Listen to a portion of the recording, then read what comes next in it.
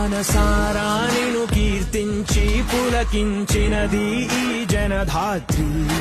నిండుగా ఉందిలే దుర్గ దీవెనం ఉందిలే జన్మకో దైవ కారణం నువ్వుగా వెలిగే ప్రతిభాగుణం ఆ నటరాజుకు స్త్రీ రూపం కరకే అంకితం నీ కణకణం వెండి తెరకెన్నడో ఉందిలే రుణం పేరుతో పాటుగా అమ్మనే పదం నీకే దొరికిన సౌ